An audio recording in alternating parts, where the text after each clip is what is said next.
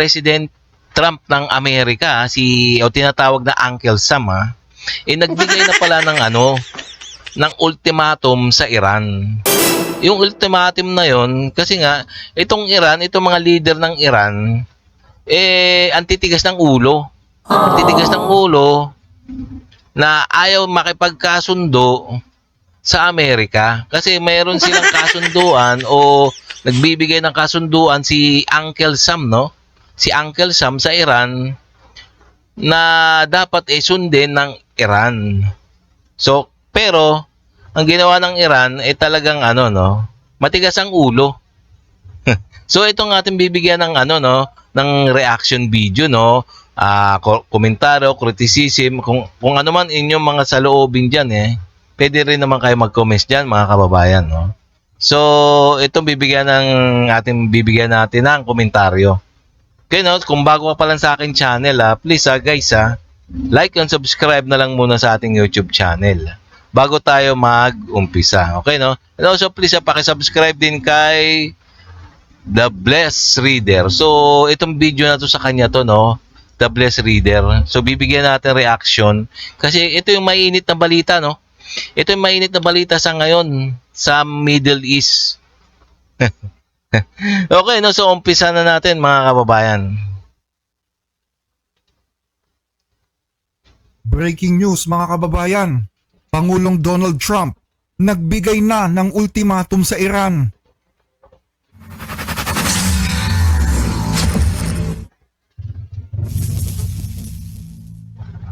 Ano ba talaga ang gusto ng Estados Unidos sa Iran? Yan ang tanong ng maraming observers na naghihintay kung ano ang magiging aksyon ng US laban sa Islamic regime na ito. Matatandaan kasi na noong January 2, sinabi ni Pangulong Trump na lulusubin ng US ang Iran kapag pinagpapatay nito ang mga nagpoprotesta. Ito ang babalang umalingaw-ngaw sa Iran sa loob ng ilang linggong pagpoprotesta doon. Pero hanggang ngayon, natapos na lang ang mga protesta at patuloy na pinapatay ang mga tao dahil sa matinding crackdown na ginagawa ng rehimen. Bakit hindi pa rin daw lumulusob ang Estados Unidos? Ilang mga Iranians tuloy ang tila nawawalan na ng pag-asa na tutulungan pa sila ng Amerika. Maging ang rehimen ay sinasabing nang sa psycho war lang daw ang Pangulo. Nagulat din ang lahat ng Teka, no. Itong si talagang parang nanghihina na yung loob ng mga Iranian, no. Nanghihina na ang kanilang loob na hindi na sila matutulungan ni Uncle Sam ng Amerika, no. Kasi marami nang namamatay sa protesta kasi nga ayaw nila sa rehimen ng Iran ngayon na ang leader nila ay si Khamenei. So ayun ang nila, ang kanilang inaayawan. Gusto nila mapatalsik ang rehimen ng Iran. So gusto nila na makialam na ang Amerika sa kanilang problema. So ito, hinihintay nila ngayon, no. Hinihintay nila ngayon ang aksyon ni Uncle Sam. Sabihin ni Pangulong Trump na inihinto na daw ng Iran ang mga pagpatay sa mga nagpoprotesta na para bang pahiwatig na hindi na matutuloy ang pag-atake ng US. Kahit ang totoo ay patuloy na tumataas ang bilang ng mga namamatay ayon sa international media. At ngayon, tila nagbago ang ihip ng hangin ayon sa mga eksperto. Dahil nito lamang Miyerkules, muli na namang nag-post si Donald Trump sa kanyang social media account patungkol sa Iran. At sa pagkakataong ito, iba na ang tono ng Pangulo. Hindi na niya binabanggit ang pagpatay sa mga nagpoprotesta. Ayon sa Pangulo, lulusubin daw nila ang Iran kapag hindi ito pumayag na ihinto ang kanyang nuclear project. Isang napakalaking armada ang papunta sa Iran. Mabilis itong kumikilos, may matinding lakas, sigla at malinaw na layunin. Mas malaking puwersa to na pinangungunahan ng makapangyarihang aircraft carrier na Abraham Lincoln kaysa doon sa ipinadala sa Venezuela. Tulad Teka, kung mapapansin nyo, no, si Donald Trump ng Amerika, no, na kala natin talagang puro napapansin natin puro mga lang, Yung mga sinasabi niya puro kumbaga kwentong ano lang, kwentong aso. Kwentong kanto lang, pero sa totoo lang talaga no. Ang kanyang sinasabi talagang totoo 'yan. Para sa akin para sa akin totoo 'yan. Kasi nga ayan pa si Donald Trump pangalawang presidente na ng Amerika. Kumbaga pangalawang termino niyo na 'yan, no. So talagang sanay na 'yan. Kung papansinin niyo ginera niya, talagang kung anong sinabi niya, ito nakaraan sa Venezuela, ginera niya at kinuha niya si Maduro, yung presidente. Kaya nga, nag-ano lang to. Malamang to si Donald Trump, naghihintay lang. Naghihintay lang ng oras, o tamang oras para itong Iran kanyang kumbaga makuha.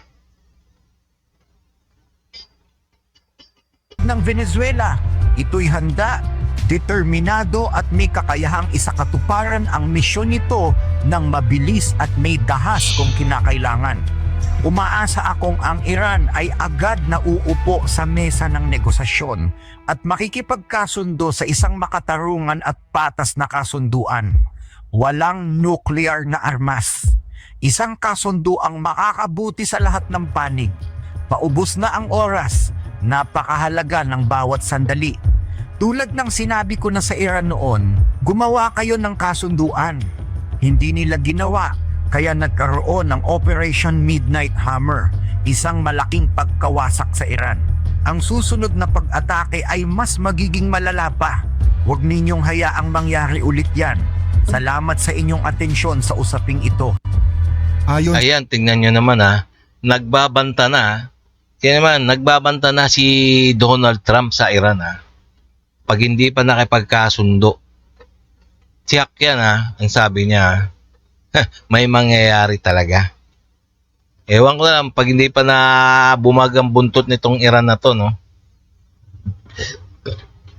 Sa mga eksperto, posible umano na muling binuhay ni Trump ang isyu ng nuclear sa Iran para gawing kondisyon kung dapat ba silang atakihin o hindi, dahil na rin sa mga lumalabas na ulat na muli na namang binubuhay ng Iran ang dalawang nuclear facilities nila na dati nang pinasabog ng Amerika. Meron kasing lumalabas na mga bagong satellite images kung saan meron daw mga nagaganap na construction. Oo nga naman, no? Kasi napakakulit talaga nito, no? Napakakulit nitong Iran na to, no? Na ang ayaw na ayaw ng Amerika, gumawa sila ng nuclear. Pero sa sobrang kulit nga nitong Iran na to, patuloy pa rin nilang ginagawa. Ayun ang ayaw ng Amerika. Alam nyo naman ang Amerika, di ba? Superpower yan sa buong mundo. Pero hindi nakikinig ang Iran. Kaya malamang may kalalagyan to. Malamang may kalalagyan to, no?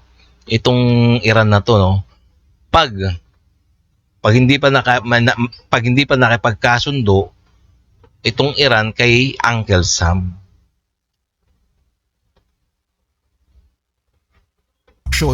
Sa dalawang nuclear sites nila, ang Fordow at Natanz. Bukod sa napakahigpit ng security sa nasabing mga sites, nakita din sa mga satellite images ang mga bagong bubong at mga bulldozers. Ganon din ang mga tambak na lupa sa tunnel entrance na nagpapahiwatig na muli na namang binubuhay ang mga sites na winasak na ng US. Pero kung nuclear weapon ang bagong dahilan ni Trump sa paglusob sa Iran. So, tingnan niyo naman binubuhay uli ng Iran yung kanilang nuclear site. Yung nakaraan buwan kasi, yung nakaraan mga panahon, binomba na ni Trump yan So, talagang ayaw ni Trump na makabuo sila ng nuclear. Kasi nga, itong mga Iran, gusto yatang sila ang maging malakas sa buong mundo. Parang ganun Kaya nagde-develop sila ng nuclear na pantunaw sa Amerika. Pero hindi nila kayang tunawin yata yun. Yung Amerika, baka silang matunaw ang Iran. Iba naman ang sinasabi ni US Secretary of the State Marco Rubio kung para saan ang military build-up sa Middle East. Ayon sa kanya, Ang pagpoposisyon daw ng malaking hukbo ng US sa paligid ng Iran ay para ipagtanggol ang mga interes ng Amerika laban sa banta ng mga ballistic missiles ng Iran. Sa palagay ko, ang nakikita ninyo ngayon ay ang pagpoposisyon ng mga assets sa region para dumipensa mula sa posibleng banta ng Iran laban sa ating mga tauhan doon. Sigurado ako na kaya nilang gawin yun dahil nakapag-ipon na sila ng libu-libong ballistic missiles kahit bumagsak pa ang kanilang ekonomiya. Ginagastusan pa rin nila yan. Sa madaling salita, kung may palatandaan na talagang aatakihin nila ang mga tropa natin sa rehiyon, kailangan naming ipagtanggol yung mga tauhan natin doon. Mayroon ding security agreement tulad ng defense ng Israel at ng iba pa. Kaya obligado kami na panatilihin ang puwersang militar sa region para ipagtanggol sila laban sa mga ganitong klaseng banta. Ganito din ang babalang iniwan ng CENTCOM na siyang namamahala sa hukbong Amerikano sa Middle East at Africa. Ayon sa CENTCOM, hindi daw nila papayagan ang mapangahas na kilos ng IRGC gaya ng mga low altitude na pagpapalipad ng mga eroplano ng Iran sa ibabaw ng mga barko ng US sa hindi malamang dahilan. Ganon din ang mabilis na paglapit ng kanilang mga sasakyang dagat sa mga barko ng US na tila bababanggain ito, o ang pagtutok ng mga armas sa puwersa ng Estados Unidos. Ayon sa CENTCOM, Ayun naman pala eh. Ayun pala ang ginagawa ng Iran eh. Nananakot eh. Hindi nila matatakot tong siyempre itong Amerika, no. Itong mga military ng Amerika, no. Doon din pala nanggagaling kung bakit gumagawa na ng action ng Amerika.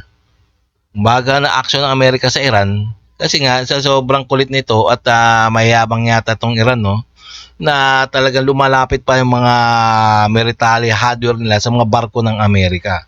O sino ba namang hindi magagalit o gagawa ng action? Siyempre, gagawa ng action na siyempre lalapit na sa kanilang barko, siyempre pasabugin na nila. masyadong provocative ang ginagawa ng Iran at Yes. hindi nila ito mapapalampas. Provocative. Maliban sa mga provokasyong ito, tinawagan pa daw ng pinuno ng Iran's Supreme National Security Council na si Ali Larijani ang mga bansa sa Middle East gaya ng Saudi Arabia, Qatar at UAE at binalaan sila na posibleng bombahin daw ng Iran ang mga embahada ng Amerika sa kanilang bansa kapag itinuloy ng US ang paglusob.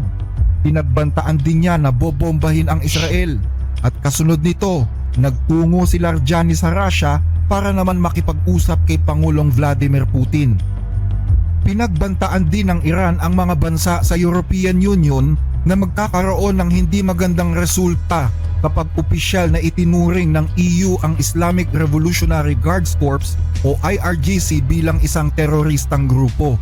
Nauna nang idineklara ng Argentina ang IRGC bilang isang terrorist group at ngayon may panukala ang Italy na sundan ang hakbang na ito sa EU.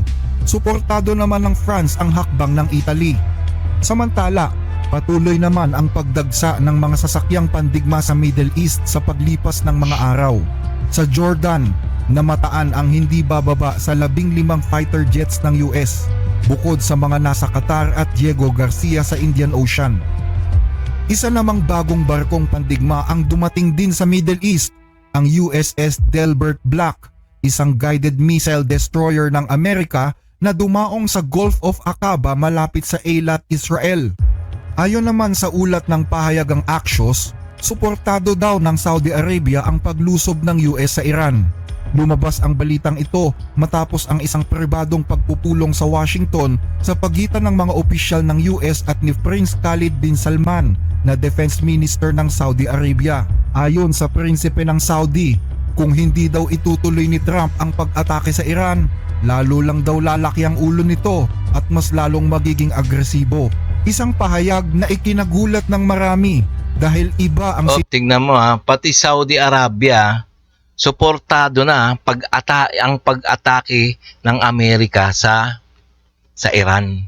Tingnan mo yan, in Saudi Arabia na yan suportado, pare silang Muslim pero suportado ng Saudi na girahin o bigyan ng ultimatum ang Iran.